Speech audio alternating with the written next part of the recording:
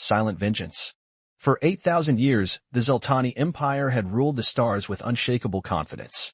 Their elegant crystal vessels patrolled the spaceways connecting 5,000 worlds, their authority unchallenged by dozens of species that paid tribute to the Empire's central worlds.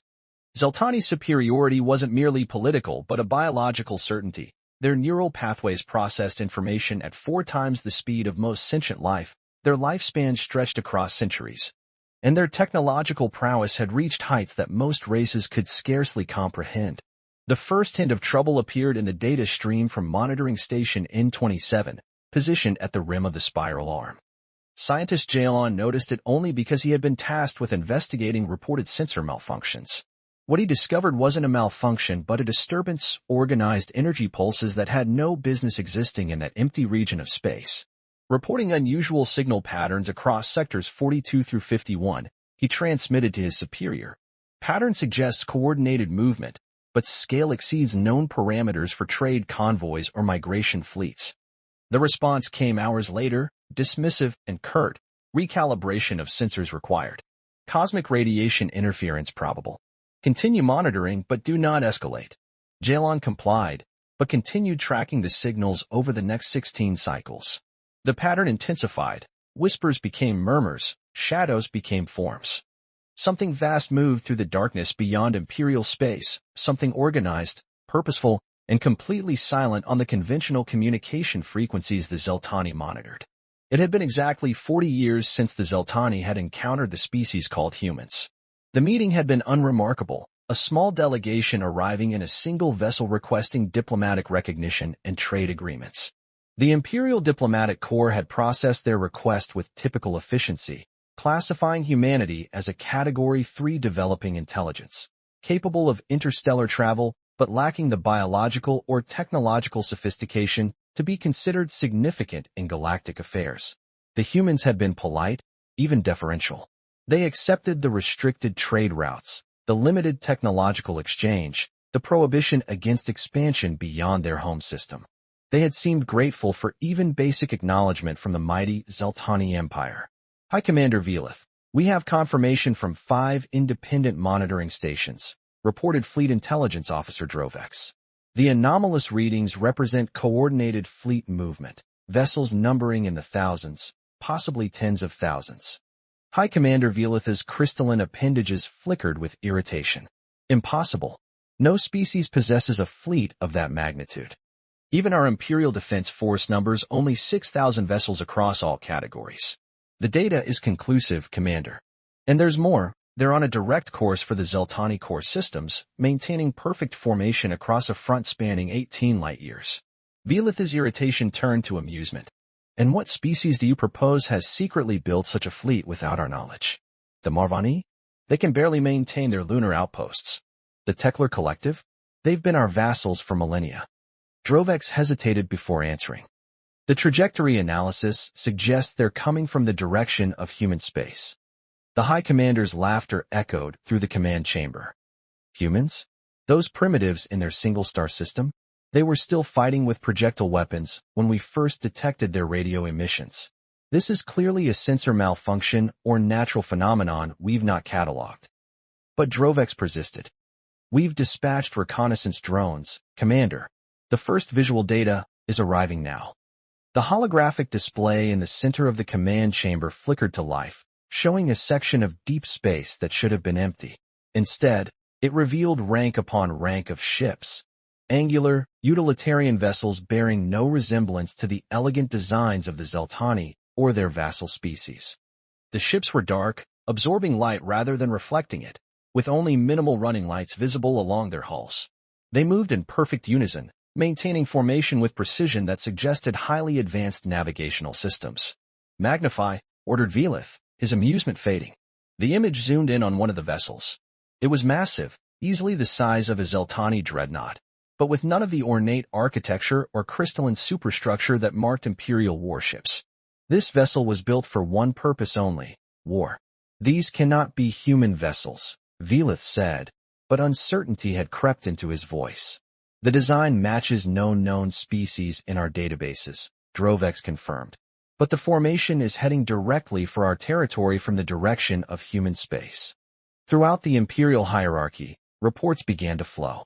Border outposts reported unusual readings. Long-range patrols went silent after investigating anomalies. A scientific research station in the outer systems transmitted a single image of dark ships on the horizon before all communication ceased. Yet at each level of command, the reports were minimized, rationalized, or dismissed entirely. The Zeltani Empire had stood unchallenged for 8,000 years. It was inconceivable that any species, least of all humans, could pose a genuine threat. In the Imperial Palace on Zelta Prime, the Emperor's High Council gathered to discuss the growing number of reports. These readings cannot be accurate, insisted Grand Admiral Firin, the Empire's highest military authority. Our intelligence indicates that humanity possesses no more than 150 interstellar vessels, most of them short-range exploratory or trading ships. They have no warships capable of threatening even our smallest patrol craft. High Counselor Nervith, ancient even by Zeltani standards, leaned forward in her hovering chair. When did we last update our intelligence on human capabilities? The question hung in the air for a moment before an aide consulted a data terminal.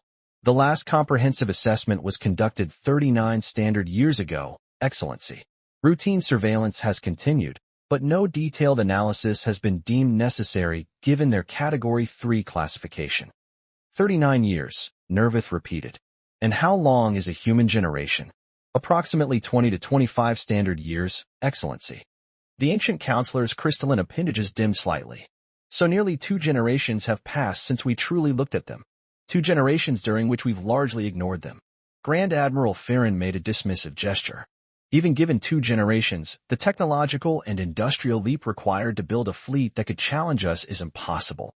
We are the Zeltani. We have ruled the stars since before their ancestors discovered electricity. Pride, Nervith said softly, has been the downfall of empires far older than ours. As the council debated, a priority transmission arrived from the commander of the 5th Fleet stationed at the border of Imperial space. This is Fleet Admiral Telvax, came the urgent voice. We have visual confirmation of an unknown fleet approaching Imperial territory. Numbers exceed anything in our records. They're maintaining communication silence and ignoring all hails. We are positioning for defensive action but request immediate reinforcement. Sending visual data now. The Council Chamber's main display activated, showing a view from the flagship of the 5th Fleet. What they saw silenced even the most skeptical voices. Beyond the elegant formation of Zeltani warships loomed a darkness, rank upon rank of vessels stretching beyond visual range.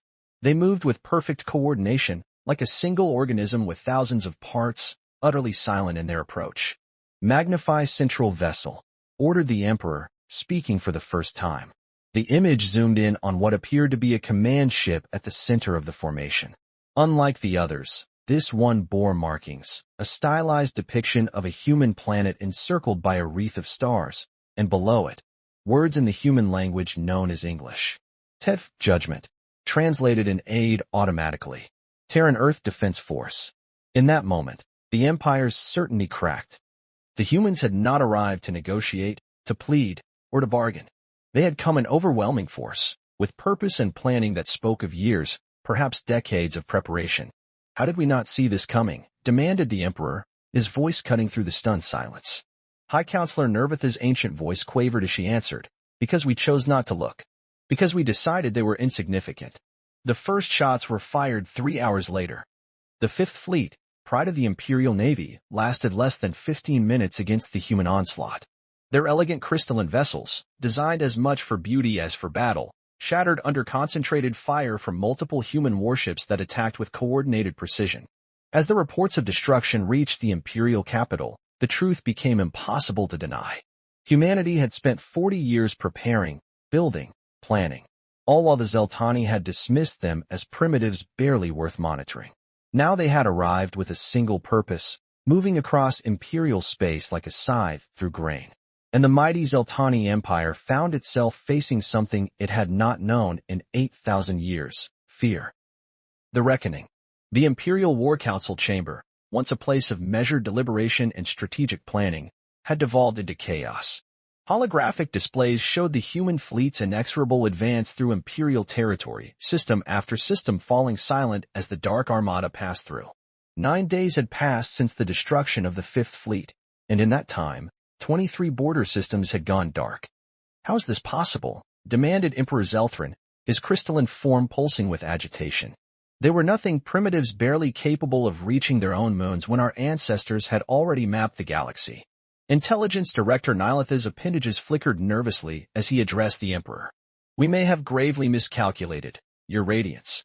Our assessment of human technological capability was based on their public accomplishments and what they willingly showed us. You mean they deceived us? Hissed Grand Admiral Farron. Not actively deceived, Admiral. They simply never revealed their true development. While we observed their civilian technology and modest space presence, they appear to have been building this fleet in secret for decades. The scattered settlements we dismissed as disorganized colonial efforts may have been cover for massive shipyards and military installations. The War Council fell silent as the implications sank in. For 4 decades, while the Zeltani had patronizingly offered humans limited trade routes and restricted technological exchange, humanity had been preparing for war on a scale the Empire had never anticipated. What do they want? Asked the Emperor finally. Have they made any demands? None, Your Radiance, responded the communications director. They maintain absolute silence on all standard frequencies. They do not respond to hails, offers of negotiation, or threats. High Counselor Nervith, the oldest voice in the chamber, spoke softly. Perhaps we should ask ourselves what we did to them. All eyes turned to the ancient Zeltani. 40 years ago, representatives of humanity came to us seeking equal diplomatic recognition. We classified them as inferiors and restricted their development. We limited their expansion to their home system while our own colonies pressed against their borders. We denied them technologies that might have benefited their people while extracting resources from their region of space. She paused, her crystalline form dimming slightly. What we see approaching is not a random attack. It is retribution. The silence that followed was broken by an urgent communication from the commander of the Combined Defense Fleet positioned to protect the core systems. War Council, this is Admiral Zenthos. The human fleet has divided into 3 battle groups. They are advancing on Zelta Prime from different vectors, moving faster than we anticipated. Their propulsion technology appears significantly more advanced than our intelligence suggested. Estimate contact with our defensive line in 4 hours. Grand Admiral Farron took control of the tactical display, highlighting the positions of the Imperial Defense Forces. We have consolidated our remaining fleets to form a defensive perimeter around the core systems. 20,000 warships, our finest commanders, and the most advanced weapons in our arsenal. Whatever advantage they had through surprise is gone now. They faced the true might of the Zeltani Empire. The Emperor nodded, some of his confidence returning. No force has breached the core systems in 6,000 years. Even if these humans have built themselves an impressive fleet, they cannot hope to match millennia of Zeltani military tradition. For hours later, the skies above Zelta Prime erupted in fire as the massed fleets engaged. The Imperial Defense Force, arrayed in perfect geometric formations that had been refined over thousands of years, launched their first coordinated strike, a dazzling barrage of energy weapons that lit up the void. The human vessels, rather than maintaining traditional battle lines, scattered in what appeared to be chaos. The Zeltani commanders initially believed they had broken the human formation, only to discover too late that each vessel was following a complex, predetermined path designed to minimize exposure while maximizing attack opportunities. They're not fighting according to any known doctrine, reported Admiral Zenthos, his voice strained. Their vessels are more maneuverable than ours, their weapons have greater range, and they seem to predict our formations before we execute them. On the command bridge of the 10th Judgment, Fleet Admiral Olivia Reeves watched the battle unfold with cold calculation. 40 years of preparation had led to this moment. 40 years since she, as a young diplomatic attaché, had watched Zeltani representatives dismiss humanity as insignificant, unworthy of equal status in the galactic community. Phase 3 is complete, Admiral, reported her tactical officer. The Zeltani defense grid is collapsing on all fronts. Their communication systems are compromised as per your instructions. Reeves nodded. Open a direct channel to the Zeltani Emperor. It's time they understood why we're here. In the Imperial Palace on Zelta Prime, Emperor Zelfrin watched in horror as the tactical displays showed his mighty fleets being systematically dismantled. Vessel after vessel, ships that had defended the Empire for centuries, vanished from the screens. "Your Radiance," called the communications director. "We're receiving a transmission from the human command vessel. They're requesting, no, demanding, to speak with you directly." For the first time in his 300-year reign, Emperor Zelpharin felt true fear. "Put them through," he commanded, his voice barely maintaining its imperial authority. The central display flickered, and the image of a human female appeared. She wore a simple dark uniform with minimal insignia. Her eyes were hard, her expression unreadable. "Emperor Zelpharin of the Zeltani Empire," she began, her voice translated perfectly into the imperial dialect. "I am Fleet Admiral Olivia Reeves of the Terran Earth Defense Force. 40 years ago, I stood before your diplomatic corps as humanity's representative, seeking peaceful coexistence and mutual respect. You classified us as primitives, restricted us to our home system, and treated us as inferiors." The Emperor's crystalline appendages dimmed with recognition. You were among the human delegation?" "I led it," Reeves corrected coldly. "And I returned to Earth with a clear understanding. The Zeltani Empire would never recognize humanity as equals. You gave us 3 options: accept subjugation, remain isolated in our corner of space, or be crushed by your superior forces. We chose a 4th option." The tactical display updated, showing the full extent of the human fleet now, not thousands but tens of thousands of vessels, most still holding position at the edges of the system. "While your observers watched our civilian ships and monitored our public communications, we built this fleet in the shadows of distant moons, in the clouds of gas giants, in artificial hollows carved into asteroids. We studied your tactics, your technologies, your weaknesses. We prepared not for a war of conquest, but for a single, decisive demonstration of force." The Emperor's voice trembled as he asked, "What do you want from us?" Admiral Reeves's expression remained unchanged. "The complete and immediate recognition of human sovereignty, the establishment of the Sol system and its 50 colony worlds as an independent power, equal in status to the Zeltani Empire. A non-aggression pact guaranteed by the placement of monitoring stations throughout imperial space. And reparations for 40 years of resource extraction from regions you denied us access to. And if we refuse?" A cold smile crossed Reeves's face. "You won't. Your defense fleet is in ruins. Your command and control systems are compromised. 5 minutes ago, human special forces teams secured your planetary defense installations. You have already lost, Emperor. The only question is whether the Zeltani Empire ends today, or whether it learns to coexist with equals." In the Imperial War Council chamber, stunned silence reigned. The pride of 8 millennia lay shattered, not by a superior species or an ancient power, but by humans, creatures they had dismissed as barely worth notice. High Counselor Nervith broke the silence. "We should accept their terms, your Radiance. They could have destroyed us, but instead offer coexistence. That shows wisdom greater than our own." The Emperor, seeing no alternative, nodded slowly. "Transmit our acceptance of their terms." As the message was sent, Admiral Reeves nodded once. "A wise decision. Our forces will withdraw to establish the agreed boundaries, but make no mistake, we will be watching. Humanity will never again allow itself to be underestimated." The transmission ended, and throughout the chamber, the Zeltani counselors looked at one another in disbelief. Their certainty of superiority, their confidence in their unassailable position in the galaxy, all of it had been an illusion, shattered in days by a species they had never truly bothered to understand. "How?" whispered the Emperor. "How did we not see this coming?" High Counselor Nervith's ancient eyes fixed on him. "Because greatness does not come from millennia of unchallenged rule, your Radiance. It comes from struggle, from necessity, from being underestimated and overlooked. The humans built their fleet in secret because they had to. They advanced their technology beyond ours because they had no choice. While we grew complacent in our superiority, they grew stronger in their determination to never be dismissed again. As the human fleet began its ordered withdrawal, leaving just enough vessels to ensure compliance with the new arrangement, a message was transmitted across all frequencies, in all languages of the galaxy. To all sentient species, today marks the beginning of a new era. The Terran Earth Defense Force has demonstrated that the Zeltani Empire is not invincible. Humanity extends an offer of alliance and mutual defense to any species seeking freedom from imperial control. The age of Zeltani dominance has ended. The age of galactic cooperation begins now. And across thousands of worlds, species that had lived under Zeltani rule for millennia looked to the stars with something they had long forgotten: hope.